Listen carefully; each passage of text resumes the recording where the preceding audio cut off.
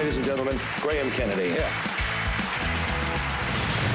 Your radio is a first love of yours, Gray. That's It's the first thing I did, Don. When Well, they said you were a runner. I don't know what a runner is. A runner runs.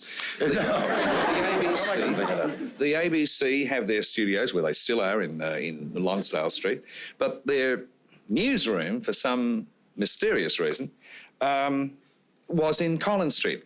My uncle was a barber, and I worked for him during the school holidays and swept up the hair and sold the cigarettes.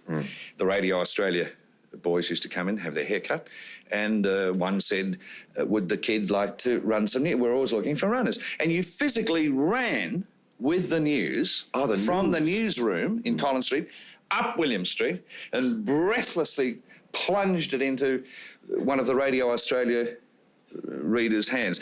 There were some famous people who worked for Radio Australia. Eric Coleman was Ronald Coleman's brother. Is that right? Yeah. Do you know who Cyril Percy Callister was? I wouldn't mess with Percy with you in a fit. That wouldn't. Cyril Percy Callister. No. Invented something in 1924. Oh, you wouldn't know, Don. He invented Vegemite. He invented two things and processed cheese. Why did that get a What do I know? Why did you clap that? We've been on a Vegemite kick. They're Vegemite people. They're happy little Vegemite. Yeah. So that's radio. I got 10 shillings a night for running the news and 15 shillings on Sunday. 30 years later, I'm back at the ABC for not a great deal more. Very little known about you before you went into show business. You never really talked much about that. No, I didn't. Were you an only child? I was. Absolutely an only child. See, I was a World War II... Well, when I was 6 years old, World War II happened. Dad went to the war, and we didn't see much of him after that. This happened to not just me, thousands of people. So either that, or the doctor brought me out, and perhaps Sid and Molly said, "Stop joking, where's the kid?" or something. Right, yes. But I have no sisters, no brothers. What did your father do for a living, like after the war and things? He had something. I had never heard of this. He worked at the Victoria Market, and he had a portable lubrication service. That is, he didn't have a garage. He had a little shop front. And if your truck needed servicing, he went to the truck. The truck didn't go to him. He went to them. Right. And I was searching for him one day. He said, "Come and work for me for a week." He said, "You'll love it, son." In the Victoria Market, 4 o'clock in the morning, in amongst the cabbage leaves, the horse manure. Terrific. So I either lost the... I don't know what happened. I couldn't find him. And I asked lots of the shopkeepers if they knew Mr. Kennedy, and they said, "No, we don't." And finally, one said, "What's his first name?" And I said, "Sid." He said, "Oh, you mean Greasy Ken." And that's how he was known around the market.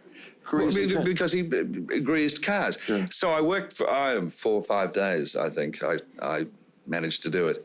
And you mightn't know this about me, Don, but show me a nipple and I can grease it.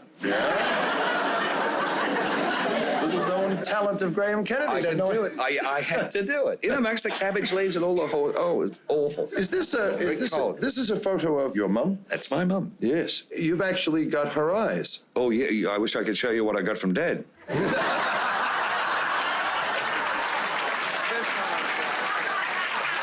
We'll take a quick run down memory lane. No peeking first. Look on here. Right. Okay, you ready? Right. Okay, there's Mum and Dad. Oh, look. Edward and Mrs. Simpson. Yes. Now, look, with Dad being, I think, quite handsome there, and Mum is pretty. Very handsome. Yes. Wouldn't you think the result, wouldn't you think the offspring would be more Robert Redford, but Sid and Molly got Popeye the Sailor Man.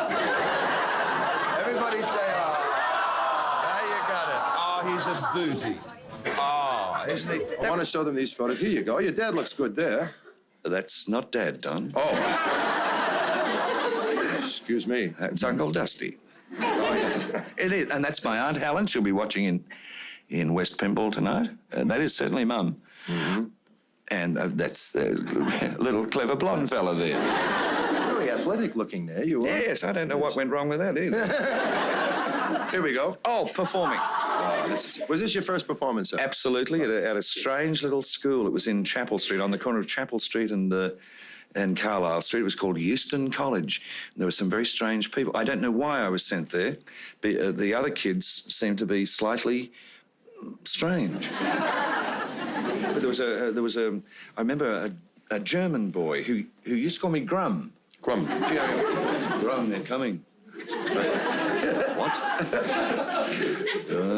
Grum, they're coming. And we shouldn't laugh, because apparently he was fresh out of World War II from Germany, and every time he heard an aeroplane, he thought, here we go again, you know. Grum, they're coming.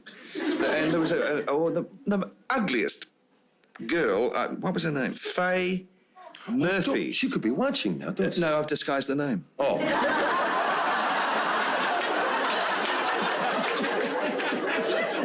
She was... That's funny. He really went into thought about it. Faye, Oh, yeah. No, her real name was Pat. Right. She was, truthfully, unquestionably, the ugliest, most awful girl in the history of civilization. It's amazing how you never forget your first.